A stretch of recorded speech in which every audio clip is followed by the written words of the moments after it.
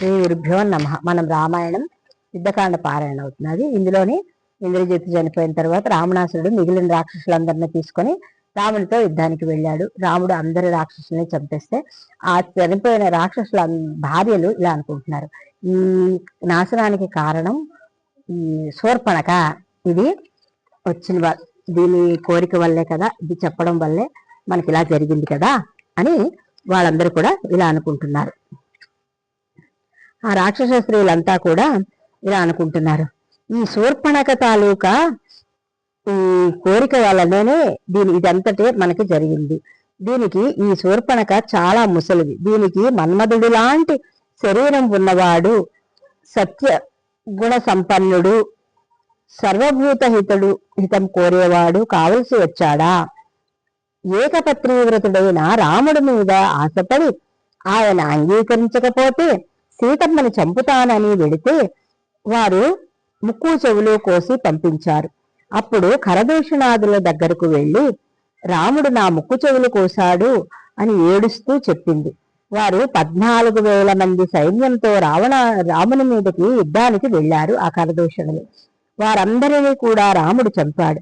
అంతటితో ఊరుకోక ఈ విషయము తన అన్న అయిన రావణునికి చెబితే రావణుడు సీతను తీసుకువస్తే రాముడు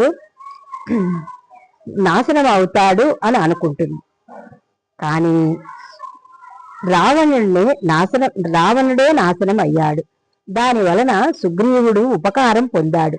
ఎలా అంటే రావణుడు సీతను ఎత్తుకు వెళితే రాముడు సీతను వెతకడానికి వస్తుంటే వారిలో వాళ్ళు వాలితో బాధించబడిన ఆ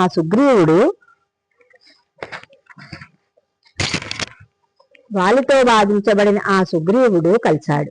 సుగ్రీవునితో స్నేహం చేసి అధర్మంతో ఉన్న వాలిని చంపి సుగ్రీవునికి రాజ్యాభిషేకం చేయడము, అలాగే సుగ్రీవుడు కృతజ్ఞతతో రాముడితో ఇక్కడికి వచ్చాడు.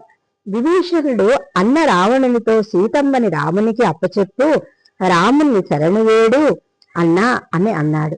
కాని కావాలంటే నువ్వే వెళ్ళు, సీత నాది అని మూర్ఖంగా అన్నాడు. విభీషణుడు కూడా అక్కడి నుంచి వెళ్ళిపోయాడు. కుంభకర్ణుడు, అతికాయుడు, ఇంద్రజిత్తు, ప్రహస్తుడు మొదలగు వారంతా కూడా చనిపోయారు. వానరులు నన్నేం చేస్తారు అని అనుకున్నాడు. అని సీతమ్మని ఇచ్చే అంటే ఇవ్వక తన కామానికి మన భర్తలను ఎరవేశాడు. ఇటువంటి దుర్మార్గుడు ఉన్న కొలువులో ఉండడమే మన దురదృష్టం. కానీ ఈ యుద్ధం ఇంతటితో ఆగిపోదు. ఇందులో ఆఖరి సమిధ రావణుడే. బ్రహ్మగారు ప్రత్యక్షమైనప్పుడు ఎవరి చేతిలో అయితే తనకి చావు రాకూడదు అని అనుకున్నాడో ఆ నరవానరములే ఇప్పుడు రావణుడికి సింహస్వప్నం అయ్యారు. అందుకే రావణ మరణం వీరి చేతిలో తథ్యము అని చెప్పాడు అని వాళ్ళందరూ అనుకున్నారు.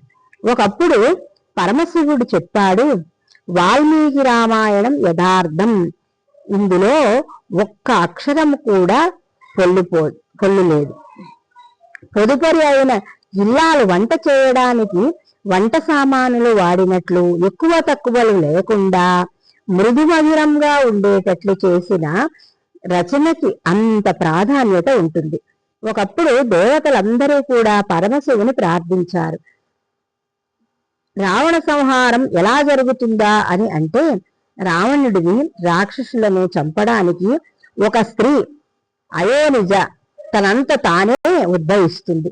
దేవదానవులు అమృతం పంచుకున్నప్పుడు రాక్షసులకు అమృతం అందక వారి ఆకలి వారినే తినేసినట్లు ఆ స్త్రీ రావణునితో సహా అందరినీ తినేస్తుంది. హనుమ అన్నారు, లంకని నాశనం చేయడానికి వచ్చింది, ఆమెను రావణునికి అప్పగించు అని. వినలేదు. శ్రీరామాయణాన్ని 3గా చెప్పారు. శ్రీరామాయణము పౌలస్య వధ, అలాగే సీతా చరిత్రము, సీతాదేవి కథ. ఆ స్త్రీయే రామాయణములను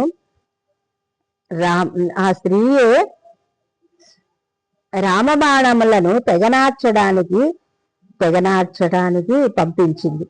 ఆ తల్లి అదుగు ఆ చెట్టు క్రింద కూర్చుంది.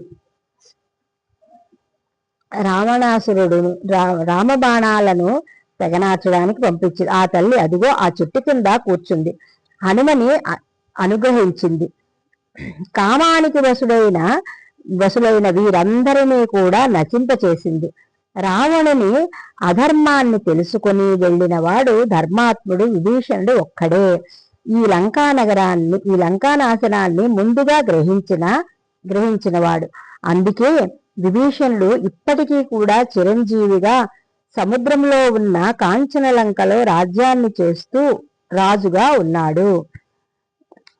రావణుని దగ్గర మిగిలిన రాక్షసుల వీరులు అందరూ మహోదరుడు, మహాపార్శ్వుడు, అలాగే విరూపాక్షుడు మొదలగు వారితో సహా రావణుడు మరలా యుద్ధానికి వెళ్ళాడు రాముని మీదకి. అప్పుడు యుద్ధంలో మహోదరుణ్ణి సుగ్రీవుడు, మహాపార్శ్వుడిని అంగదుడు, అలాగే విరూపాక్షుడిని సుగ్రీవుడు చంపేశారు. రావణులు చాలా భయంకరంగా యుద్ధం చేస్తున్నారు. రావణుడు చాలా యుద్ధ మెళకువలు తెలిసినవాడు. ఒకానొక సమయంలో రాముడు అనుకుంటాడు, ఇతనిని ఎలా తెగనార్చాలా అని. రావణాసురుడు యుద్ధం చేస్తున్నప్పుడు వానర యోధులలో ఎందరికో చెవులు పోయిన వాళ్ళు, అలాగే చేతులు తెగిన వాళ్ళు, కొందరు కంఠాలు తెగిన వాళ్ళు ఉన్నారు. కొందరు ఆహాకారాలు చేస్తూ పరుగులు తీస్తున్నారు. రావణుడు ప్రయోగించిన ఆ భయంకరమైన అస్త్రానికి వానర సైన్యం చెల్లా చెదురయి రాముని దగ్గరకు పరుగులెత్తారు. ఇది చూసిన లక్ష్మణుడు పరుగున వచ్చి ఈ రావణుడితో నేను యుద్ధం చేస్తాను అని వస్తాడు. అప్పుడు రావణుడు అంటాడు, నీతో నాకు యుద్ధం ఏమిటి, నేను రామునితోటే యుద్ధం చేస్తాను అని. ఇద్దరు కూడా మండలాకారంలో తిరుగుతూ ఒకరు వేసిన బాణాలను ఒకరు తెగనారుస్తూ, అలాగే పడగొడుతూ, ఒకరు భూమి మీద ఒకరు ఆకాశంలోనూ నిలబడి యుద్ధం చేస్తున్నారు. ఒకరి కొరకు ఒకరు వాళ్ళు వేసుకుంటున్న ఆ బాణాలు దాటికి లంకాపట్టణం అంతా కూడా పట్టపగలే చీకటి కమ్మింది. ఆ చీకట్లో వీరు ప్రయోగించుకున్న ఆ బాణాలు విరిగి ముక్కలై నేల మీద పడుతున్నప్పుడు ఆకాశంలోంచి ఉల్కలు నక్షత్రాలు రాలి నేల పడుతున్నాయా అన్నట్లు ఉన్నది. వారిద్దరూ కూడా ఎక్కడ ఉన్నారో కనబడలేదు. వారి చేతిలో బాణాలు కూడా కనపడలేదు. ఇలా ఘోరమైన యుద్ధము జరుగుతున్నది. ఇంతలో లక్ష్మణుడు వచ్చి, అన్న ఆగు అని 7 బాణాలతో రావణుడిని కపాల ముద్రతో ఉన్న బాణాన్ని విరిచి అక్కడ రథసారథి శిరస్సును కూడా ముక్కలు చేశాడు.